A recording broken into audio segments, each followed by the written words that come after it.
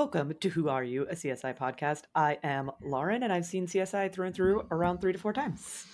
And I'm Nick, and this is my first time experiencing these episodes. And today we are reviewing Season 2, Episode 8, Slaves of Las Vegas. Original air date is November 15th, 2001. Director is Peter Markle. Writers are Anthony E. Zeiker and Jerry Stahl. And we begin with shots of the Vegas Strip. So, Nick, what is our Vegas score for this episode? We have an 18, so maybe a little bit lower. Okay. We had a mid-episode shot that Yep. first I thought it was going to be really low. That certainly bumps it up. The opening shot had like 2 shots. It was pretty short. I kind of rounded up to 6 seconds. Ooh, I feel okay. like, Okay. but there was a mid shot. There was like another shot of the strip for like 3 seconds, and so that kind of brought us to where we're at. So Okay, so on the super lower high. end. Yeah, Yeah. not super high. Okay. So we go from the Vegas Strip to an adult couple in a playground. They are kind of joshing around, having fun chasing each other. And then they find a body, which immediately puts an end to the fun that they were having. They're like, I think that goes to the guy see it first, and then she's like, "What's going on?" Yeah, I think he spots it first. She's like staring at it. I was like, "How morose is that?" Yeah. So that brings us to Grissom. He's on scene with Jim Brass and David. And Grissom very quickly pings this as being a secondary scene and being a body dump. Like, this is not where this person was killed. They were killed somewhere else and then moved here. It was a real healthcare card episode for David. He was like standing there for like 30 seconds, and then he's not in the rest of the episode. He got a credit, which, funny enough, brings us to credits. So we go to credits. We return to Grissom and Catherine on scene, where they have a conversation regarding how they might destroy evidence trying to get evidence, especially in this case, because of how the body is buried. We then see a montage of them like panning the sand in the sandbox, and then as well as dusting off, like slowly dusting off the body. We transition to Warwick and Sarah. They arrive at a cash checking place. We learn that the victim was shot in the leg, but they're at the hospital. So this is like one of the first times that the victim is not dead. So victim shot in the leg. They're currently at the hospital. Then, technically, one of the kidnapping episodes. That's true. Yeah. That's true. But they didn't. But it is very rare. But they didn't know that she was alive until they found her. This is like right off the bat, we know that this victim is still alive. Very true. But speaking of morose, we then go to Grissom inspecting the body of the victim at the morgue. He's taking photographs. He's bagging trace. He then scans the body with like an ultraviolet wand of sorts.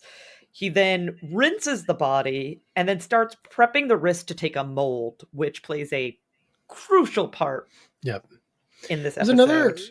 There's another important piece of evidence. It's another UV light fluoresces on, or really just reflects other piece of silvery metal. Yes, he finds a piece of silvery metal as well. Yes. Which I remember quite starkly, because before they put it under UV, they're just panning over the body. I literally thought they were showing a nipple by this little ridge thing on this like curved piece of flesh. I was like, is this like the DVD version? But don't they end up showing a nipple? Do they? I don't think so. I think they do when they go into the breast implant. Oh, maybe. I'm pretty sure they do. I didn't clock there, but I just remember thinking like, is that a nipple? And then realizing like, listeners, let us know if you spotted a nipple in this episode. We want to know. You could see the ankle, and I was like, oh no, that's a leg with something on it. You're like, oh. Which at first I thought was sand, and then there was like the UV light, and he pulls it off, and I was like, oh, okay. Yeah, it's a silvery like fleck, which also comes back later. We return to Warwick. He's in the parking lot. He finds a flyer on the ground. Sarah calls him over. They find the money bag. It's been, ripped open. No cash, but they find the money bag. And Sarah is already starting to think that this is an inside job. That possibly someone on the inside was a part of this. So then very quickly there. Very quickly jumps to inside job. Warwick and Sarah and Detective Vega are then talking to the owner, who is the sister of the victim. They own this cash checking business together. They learn that she does have insurance, like the business have insurance, and they kind of walk outside. They walk away from the sister, and they're discussing how the victim must have been the one to throw the flyer. Yes, yeah. So they pulled the flyer off their car. Yep, and put it on the ground. We then go to Grissom and Catherine with Doc Robbins, and the victim has scars from that are years old. So it's years worth, not just oh, they happened years ago and then they stopped, but has years worth of scars. But no evidence of sexual abuse. She hasn't had sex in months. So there's no evidence of sexual abuse. And her freshest scars were very fresh. Yes, very, very fresh. But Grissom points out that this victim lavished care on herself. She did her nails, she did her hair, she had perfect teeth. And this is where Catherine points out that she has an expensive breast augmentation. And I swear they show a nipple here, and I was shocked. But listeners, let us know. Because again, we always recommend you watch the episode and then listen to the podcast. So let us know. Did I just make that up as I was watching this episode to make it more risque? Maybe. Could be. You know, she calls it it's that's not a Tijuana boob job or something. I'm getting used to my new TV, so maybe I saw it was something else, but my new TV in its high definition made me think that I saw a nipple. And Catherine asks Doc Robbins to extract one of the implants because these implants have serial numbers on them. They're a medical, I don't want to say device, but they're a medical component. I love that he's do you have a preference? And she's dealer's choice. Dealer's choice. Nice right Vegas reference. I don't think that counts towards our Vegas score, but nice Vegas reference there. We then bring Nick into the conversation here because he's been absent up until this point. So Nick is in with Greg Sanders, wherein we learn that the victim at some point was wearing liquid latex, which Greg Sanders is all about. Nick is clueless. He has so much information to share information to share about liquid latex. These are probably not conversations you should have with your coworkers. They're healthy conversations to have, just know the appropriate people to have them with. Probably not your coworkers. I mean, those two guys, they basically I know. They're buddies. They're bros. No, they do. Then we see a man putting flyers on cars. Sarah and Detective Vega approach, and he's at first doesn't really want to give them too much information. He finally caves when Vega threatens to bring him down to the police station.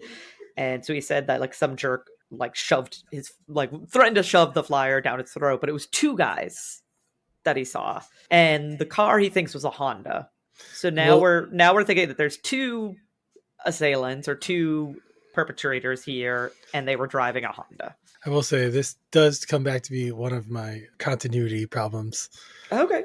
And later in this episode where when they do the reenactment, there is no flyer guy, I do not believe. No, I don't think so either. Yeah. No. So we're then with Catherine. She's approaching a doctor. She shows him the implant. He, looks it up and says that the person came in via third-party billing. Her name is Mona Taylor. And Catherine is, kind of having these moments of why does really anyone want to get these cosmetic surgeries done when they're already gorgeous? And the doctor's trying to be oh, it's just a leg up. And Catherine has a nice little quip when she says she stepped out of those shoes years ago. And he's why? And she says, because they were killing me.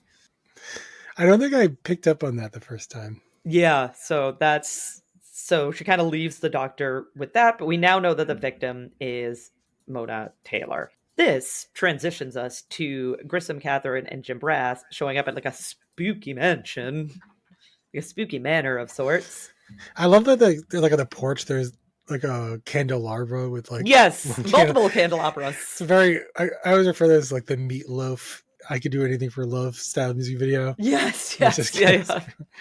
It's like everyone's fantasies have a million candles burning down, but no one's into that. No one's setting up candles all the time. That's such a mess. Don't do that, people. Yeah. So a woman answers the door who we don't know at this time is Lady Heather, but we learn very soon after that this is Lady Heather. So, and this is a Spot the guest star. I also have a Spot the guest star for this actress. This is Melinda Clarke. She's in a ton of things. One of the main things that I know her from is an episode of Firefly. Oh, okay. Yeah. She was Nandy. She ran the brothel.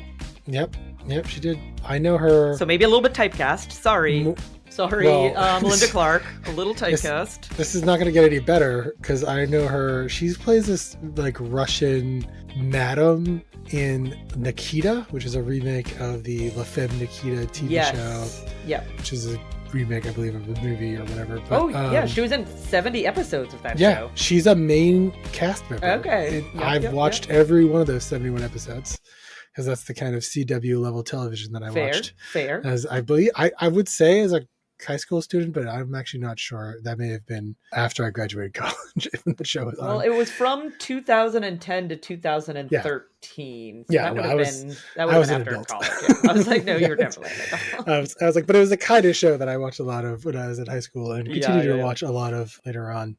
However, this is only one of 3 spot the guest stars that I have for this episode. I thought I had another one, but I didn't look into it. So now I'm very curious that there's 3.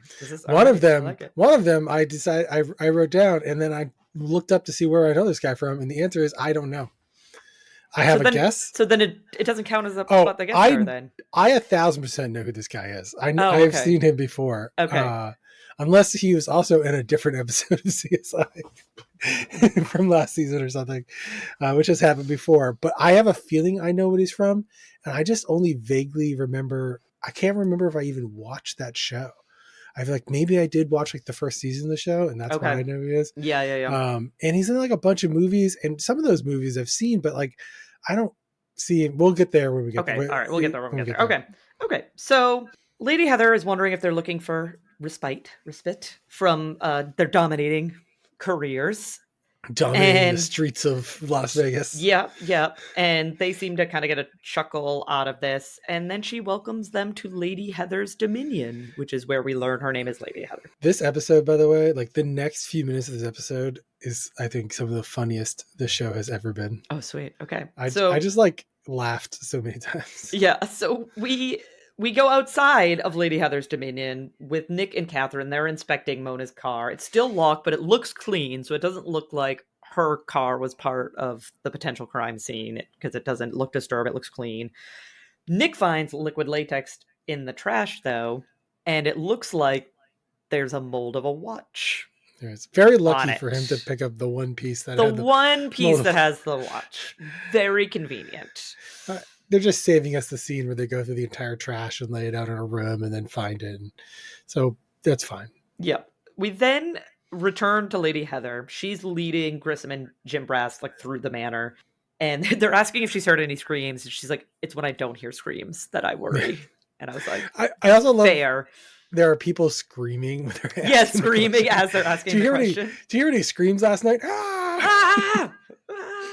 And Lady Heather is kind of having some fun, especially with Jim Brass at this point. She's kind of like poking, like in a funny way, is like poking at Jim Brass. Like he asks her, or maybe Grissom asks her what time that Mona got off. And Lady Heather's like multiple times she really enjoyed her job. And I was like, told you, one of that whole exchange with so Lady good. Heather, her quips are so good. So good. That scene. She then gets serious, though, and says that her last client was at 11, so she would have left like around midnight. Catherine and Nick come back in, and Grissom lets them know, like tells them to go down like to the pool area because that's where Mona was working, but that Grissom is going to go hang out with Lady Heather. And Catherine gives them a very good for you nod and love. Brown chicken, brown cow. Yeah, Catherine is like, you get it, Grissom. Proud of you. So we go to Grissom with Lady Heather in like a prop room of sorts, just a lot of different like, masks. I thought it was like her office or something. I think it is her office, but when you first see it, it looks like a prop room, and then it like turns around and you see a desk. I got a real like Mardi Gras feel from some of these masks. Yes, it like definitely had some Mardi Gras vibes coming off. I feel like some producer or like production assistant on the show, they were like, go out and get a bunch of masks, and they were like, okay, yeah, sure. So we learn that Grissom is fascinated by deviant behavior, so he finds this entire situation, very, very fascinating. And Lady Heather's just letting him know that, they're just bringing fantasies to life. Like that's what they're doing here at Lady Heather Dominion. And she's curious if Grissom has any outlets. And Grissom assures her he does, but his outlets are bugs, reading, and sometimes roller coasters, which is not what she was talking about. I love that roller coasters are back, even though we've gotten little on that. He did not mention crossword puzzles, though. No, I don't think he did. I think he said reading, not crossword puzzles. I was very disappointed in that. But he does point out that Mona had whip marks, which was very surprising to Lady Heather, because at Lady Heather's, she is the dominant. So she shouldn't have whip marks on her. She should be giving whip marks to the person that she's working on. So there's a couple interesting things here. One is that Lady Heather already sort of insinuates that like you can be top or bottom here, or at least that with her. But it seemed, I guess, according to her, that Mona topped. Yeah, and I think that there are definitely more inherent risks to being in a position where you're compromised, right? Yes. Oh, yeah, for sure. Yeah. But also, I think I really didn't get this the first time I watched it, and when they redid the scene with Doc Robbins and you were learning, I was like, oh wait, they also said there were like 5 years worth of scar marks. So she wasn't just moonlighting with this one person. No, not like with one person. She's been doing it for years. Well, we do learn in this scene that she did see clients off book. So it seems like off book, she was willing to act as the submissive in the arrangement. And she's, billed as being young. I don't remember if they provide a specific age. I don't know if they provide a specific age either, but she is supposed to be on the younger side of things. So you got to envision that she's been working there for a long time because she worked there for a few years, had enough trust to let her get away with working off book, and then has been doing this, submissive stuff off book. We then catch up to Catherine and Nick there in the pool area. So they see a few scenes going on. It's pretty funny. They see like a teacher and then a guy being whipped in the shower.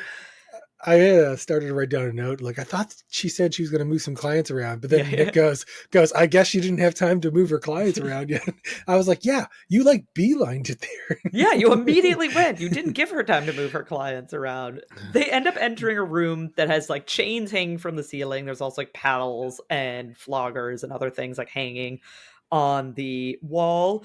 And this is where Catherine identifies that the silver flecks that were pulled off the body most likely came from the chains that are hanging down from the ceiling. I don't know if they ever like confirmed this in the lab, but she's the one that was like, "Oh, hey, look at this. I think we know where the flecks came from." She takes photographs of this, but she had a flashlight and they show like a link of chain. Yeah, there's a bunch of like rusted metal exposed underneath, implying that like the fancy chroming, like cheap chrome or whatever, has come off the outside. But yeah, it's again super Nick.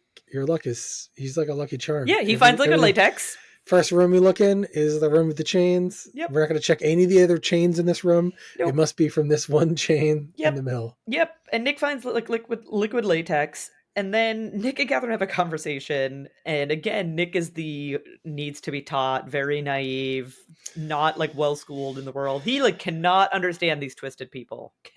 Cannot understand them. He's a little closed-minded, I think. Yeah. And Catherine is very much like, don't knock it until you try it. Like, you're young. Like, you just wait until you see what you get into. And she's like also like, just because you haven't doesn't mean you wouldn't have. Right. Yeah. Just because like the opportunity hasn't presented itself doesn't mean that you're not going to participate if it does. So Catherine is quickly becoming one of my favorite characters. Catherine is great in this episode. She's so good in this episode. We're then with Warwick with a lab tech. We learn second spot. Okay, I thought this was a spot the guest star. So okay, good. I'm glad that you pointed this one out, Ben. Because I was like, this woman is very familiar to me. She's in Clueless. She's one of the best friends. She's one of the Clueless. best. That's who that is. Okay, I had to do a quadruple take. This is Stacey Dash. Oh, yes. You are right. Now that I see the picture, now that I'm on her IMDb, I'm like, that is 100% who that is. So she played Dion in Clueless, which is probably her like biggest. She's in other things as well, but that's probably her most recognizable role. If you're born in a year with a 2 in front of you, you've probably never seen the movie Clueless. But true. It's very true. Laura and I were growing up. It was a big movie. It was a big movie. Yeah.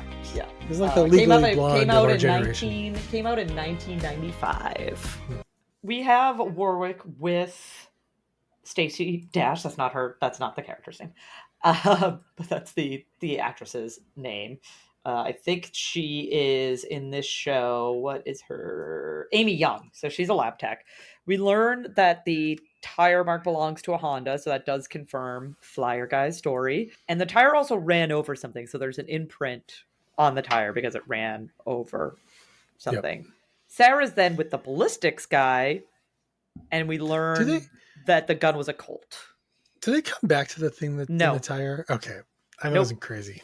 Nope. I thought I missed it, and then I Nope. kind of forgot I about did the it same again. thing on the second watch through. I was like, oh, I must have missed when they talked about this again in the first watch through. And then when I was watching it today, I was like, no. That was I was like, probably never like mind.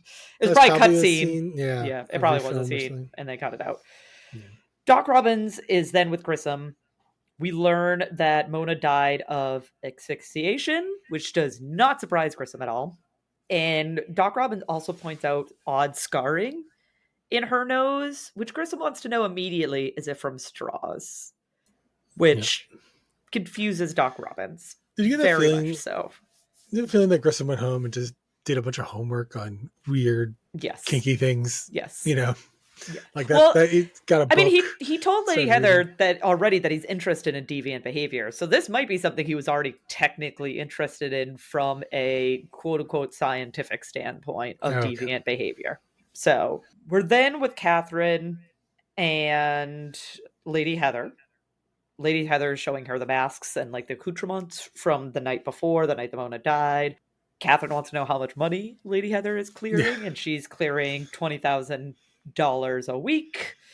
And they just have a nice like women building up women conversation here. There's like no jealousy, there's no competing. It's just they're talking about their children. So Lady Heather has a daughter. Catherine tells her that she has a daughter.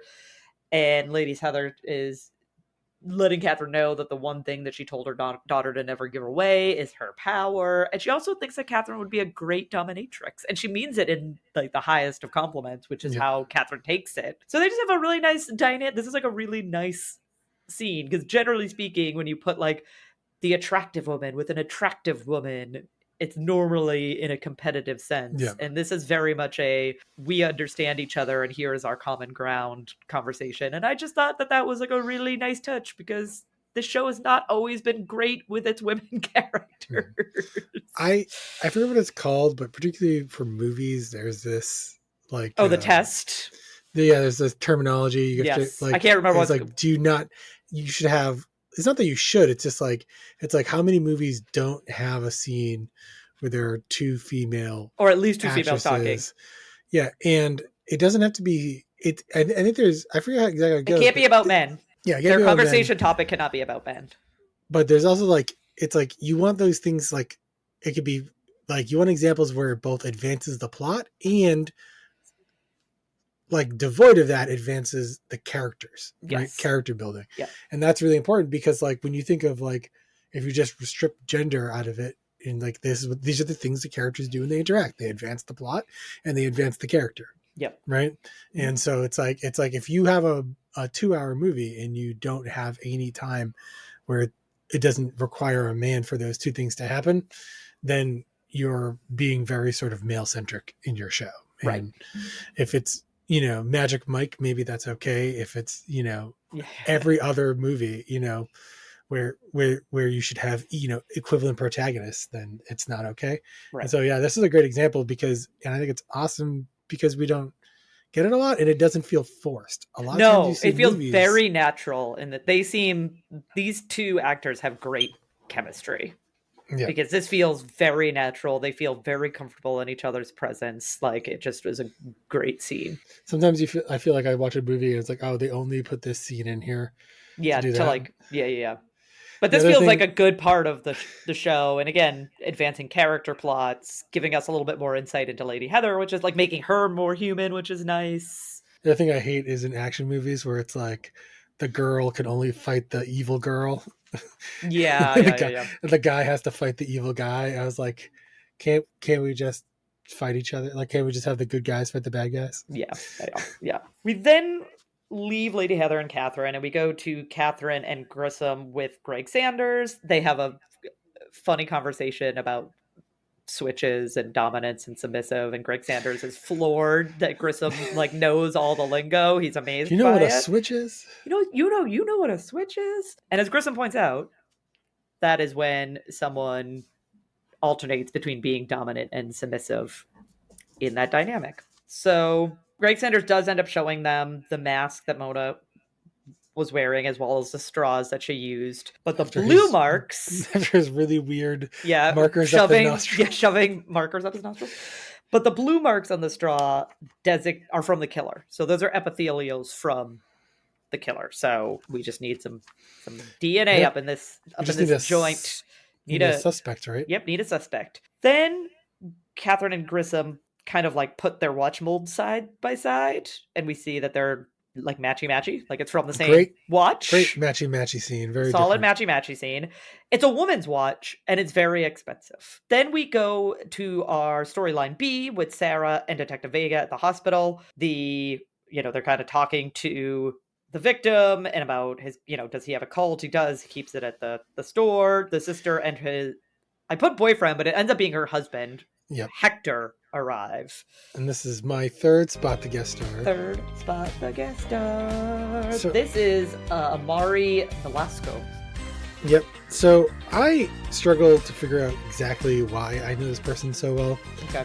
There's like a Transformers movie that he's in. Maybe that.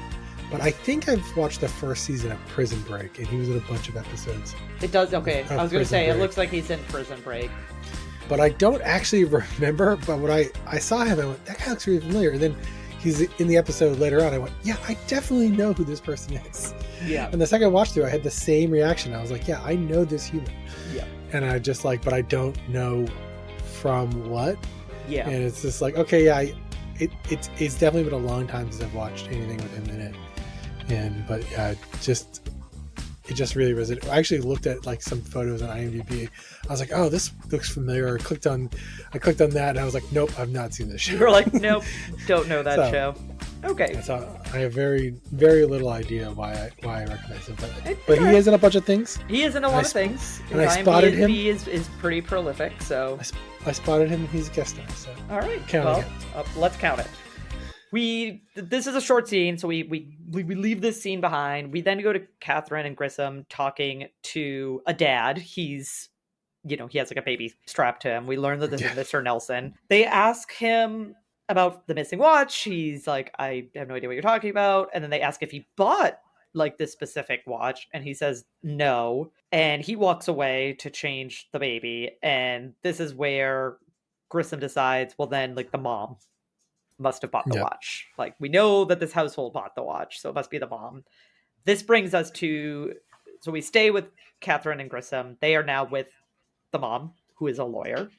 And she's not like most people. She very quickly points out she is not like most people. And it's very obvious very quickly that she is a domineering personality. We are supposed to know right out of the gate that this woman is a dominating presence. Yeah. She's a little cold as well, but like... Yes, a bit detached, a bit cold. We do learn though that she admits to buying the watch, ordering the watch, but she claims that she lost it on a business trip, so she doesn't have the watch anymore. And as they're having this conversation, they bring up the fact that on her last business trip, she shared a suite with her boss, Ronald. And like, isn't that convenient? But she says that this does not rattle her. Like, it'll take a lot more than that to rattle her. I'd like to point out, it is not till later we can confirm this, but she definitely lied to the police. Yes. She definitely did not lose this on a business trip. She had to have come home with it. Yeah. For it to have been, because it's like still last night that this, or 2 nights, like this woman died. Yeah. And she was wearing this watch. Yep. So we're then back with Sarah and Warwick there with the lab tech again. She found materials in the bag of the cut. So like the knife left some materials, these red fibers behind. This brings them, along with Detective Vega, to a fiberglass manufacturer. And then, crazy enough, who's working there but the husband, Hector? Oh, no. So they take his knife. They walk him out to the parking lot because they want to know what kind of car he drives. And as they're telling him, like, well, we haven't told you what kind of car we're looking for, because he's like, oh, see, obviously it's not the car you want. Yeah. And they were like, we haven't even told you what car we're looking for. He books it, he runs, takes off. So there's a nice little chase scene. Warwick ends up capturing him. Then Grissom and Catherine are back at the Nelson's house. They have a warrant for the watch box alone. So the only thing that the warrant covers is her watch box, which she says is in her car. So they go to her car, they get it. Is that not the weirdest place in the universe for someone to keep a watch? Right. Wouldn't it be like in your bedroom, like on your dresser? I don't like, the only watch I wear is my Apple Watch. So maybe I'm not the best person to like talk about where one keeps your watches, because unless it's charging, I always have my Apple Watch on, but we don't get paid by Apple. So fun fact, this is not an ad for Apple. I mean, Apple, if you want to pay us, let us know. Yeah, maybe I can afford a $20,000 watch one day. Yeah, maybe we can, but this is not a paid endorsement at the moment. I'm just pointing out the fact that it's the only watch I wear. But I definitely don't keep it in my car when I'm not wearing it. So they look through the watch box, and what do they find? Liquid latex. This ish gets everywhere. Which it's important to note, couldn't have been like from the last time. No. Had to be from a different time. It had to be from a different time. Yeah. Because the watch isn't in there. He didn't like return. Yeah, we don't know where the watch is. They don't know where the watch is. So this must have been from another incident. It's gonna go to the Daddy Defense Fund. Yeah. Yeah, it is. Because I don't know if Mummy's going to be defending him for that much longer. We're then with Grissom with Lady Heather. They're enjoying some afternoon tea. Grissom shows her a newspaper that has a picture of Mr. and Mrs. Nelson. And Lady Heather says that she's seen the husband before. She's not seen the wife, but she has seen the husband before. And she also talks about how she oftentimes knows people's desires before they do. She's kind of teasing. Yeah, they have a whole like thing Grissom where like here. Grissom's like, "Oh, I didn't tell you they were married," and she's like psychoanalyzing people. Right? Yes. She's using her intuition and so forth, and so that sort of parlays into this next part where she talks about how she's analyzing Griffin. Right? Yeah. So she tells Grissom that his fear is being known. Like he doesn't want anyone to know him, and he has spent a lot of time and a lot of effort making sure that no one like really knows him. And then they enjoy more tea because it's a good transition.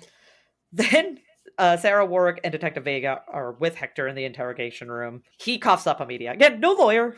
Yeah. No lawyer. But, definitely don't talk to the police. Yep, get a lawyer. Situation. So he says that, he left the cash checking place. He doubled back, though. But he came purposely with a friend because he knew that the victim would recognize his car, so he had to come in a car that wasn't his car. So he went, got a friend, they came back, he grabbed the gun, and no one was supposed to get hurt. He's trying to be okay, we just sweep this all under the rug, basically. Really sells his friend down the river, thinks he's just gonna walk out of there. Yeah, I think he's just gonna walk out. That's not what happened. Instead, we go to Warwick, Sarah, and Detective Vega with Carla and the victim, where we learn that the victim had skimmed $5,000 from the business the same night that he was robbed. That both really comes out of left field. Yes, it does. It does. It's quite the jump in conclusion. Right, he just has $5,000 on him. It doesn't.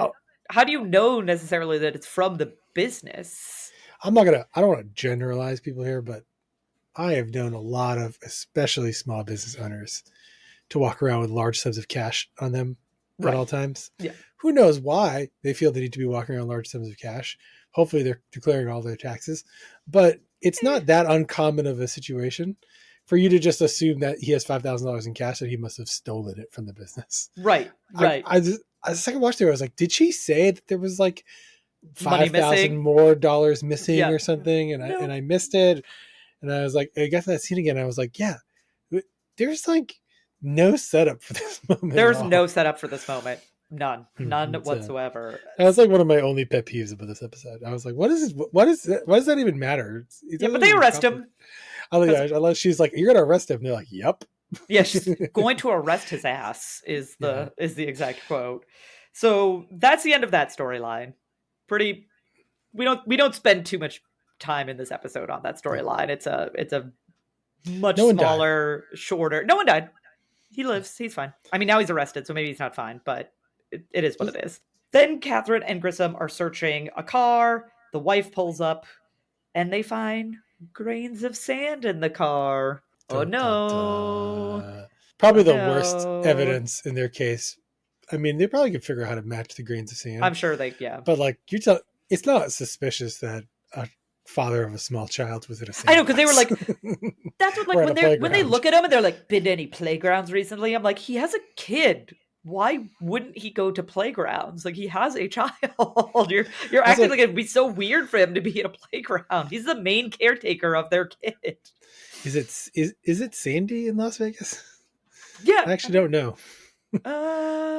I don't know I because I've feel only like been in like the some. city. I've only been in like Yeah, city proper of Las yeah. Vegas. So, and I'll be in Vegas in August. Oh, Woot woot. nice. So then we're in the interrogation room with the husband and the wife and Catherine and Grissom and Jim Brass. And the wife is telling him to shut up. Like he's starting to like ramble. He will not shut up though. And he also No. brings up the fact that his wife is sleeping with Ronald. Yeah, he knows. I also love that he has a lawyer. His lawyer is telling him not to talk to the police, but because his lawyer is his wife and he hates who he's her. angry at, who he's Yeah. like very, very angry at. And we Appropriately so. Although, as a murderer, I don't know if you can ever be appropriately angry. yeah, I feel like just divorce and get a good amount of money in child support and call it a day. It's not your child. Probably not even going to get child support. I mean, that's true. But alimony, you can have that. Yeah. We learn kind of during this conversation that he used Mona as a surrogate for his wife. So he purposely like covered her in liquid latex and put the watch on her to so that he could act like what he was doing was what he would do to his wife. But he couldn't dominate his wife in person. So the best like next best thing he could do was dominate Mona. But he got a little too carried away at the last session. And so we get the reenactment where he covers up the straws with his fingers and she dies from asphyxiation. Yeah, that's like extra messed up, which would maybe double down on why it's happening off book. Yeah. And they're talking about like testing epithelials, and he wants to test Dylan's epithelials because he doesn't think that Dylan is his son because he hasn't had sex with his wife in a long time. So it's like years. Yeah, like 3 years or something like that. So he just leaves. The husband, I like that he makes it sound like he gets up and he's like, I'm leaving. And she's like, where? And he's like, anywhere without you. And it's like, you're just going to jail. You're going to jail, which is fine, but like, don't act like you're like just gonna go back to the house and hang out. Like you're being charged for the murder of Mona. Yeah, he's not appropriately coping with the situation. No, he's not. He is kind of disassociating at the moment. It isn't quite with reality, which I guess not super surprising.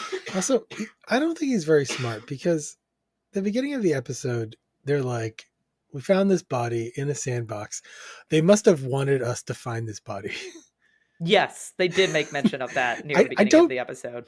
I don't think that's true. No, I don't think that's true either. He took the time to remove all the liquid latex. Yes. To smuggle her out of the house. Yeah.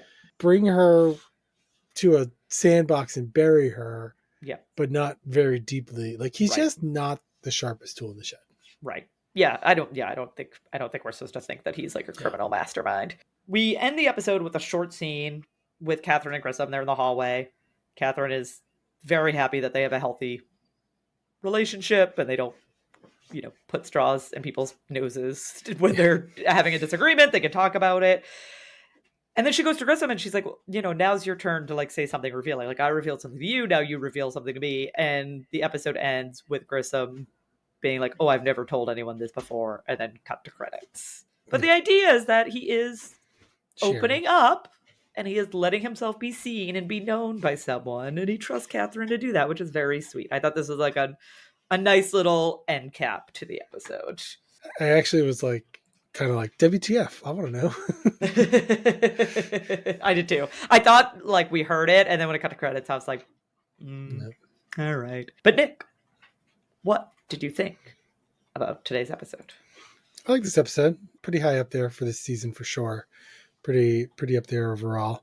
It definitely ticks like a lot of good boxes. I mentioned earlier, it's for a reason is definitely the funniest episode I think, at least in a long time. Yep.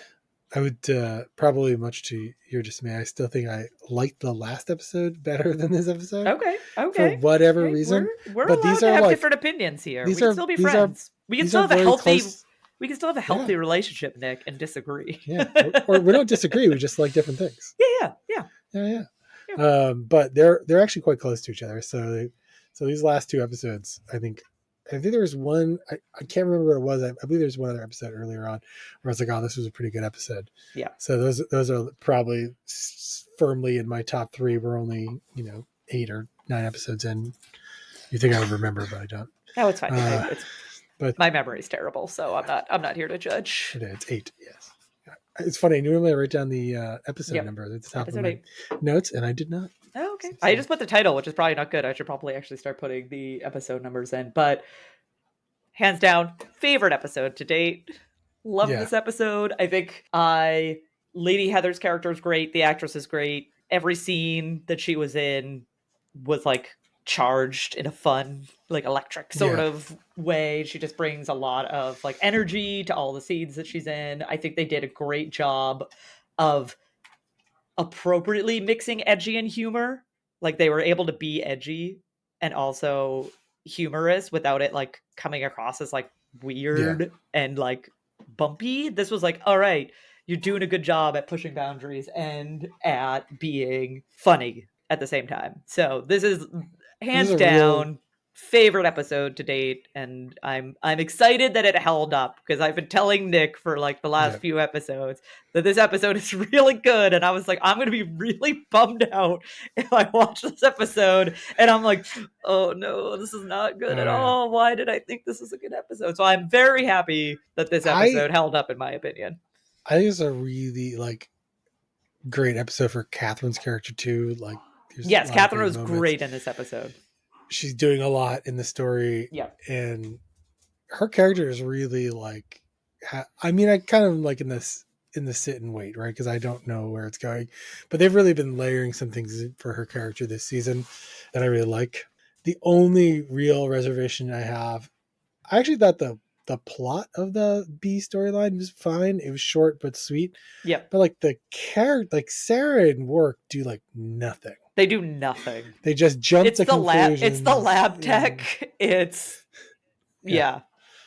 And so that was kind of like, it was like in Work. I don't think it was even in the last episode, and so it was like, it's like I feel, and Sarah I feel like never gets enough character time. Like I feel like I feel like I know very little about Sarah's character or the second season of the show. Yeah, like I couldn't tell you 3 things she likes in life.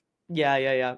I think that I don't know when that changes. That does change. They do focus on her character more. I don't know if that happens next season or not. She is a CSI in the credits now, though. Oh, good. Oh, I'm glad that she got promoted. I'm glad that Sarah got promoted. She's been promoted to CSI. That's great. I'm very happy. So that's only that's sort of the one downside, but pretty good episode. There's not a lot of like those things where I'm like, oh, that was really clever. They came back to that, or the second watch through, there weren't as many of those things that really make like those. I think are quickly becoming one of my favorite parts of, especially watching an episode twice, is seeing like, oh wow, they really layered this in for you to discover, but they did keep you guessing on these stories, both of them, the whole time, which I think was good. I think they did a good job of it. All right. Well, we will be back next week with season 2, episode 9, and then there were none. In the meantime, you can find us on Facebook at WhoAreYou: a CSI podcast. We are also on Instagram, Twitter /X, and Threads at WhoAreYou CSI pod. You can also email us at WhoAreYouCSIpod@gmail.com. Otherwise, we'll see you next week. No spoilers. No spoilers.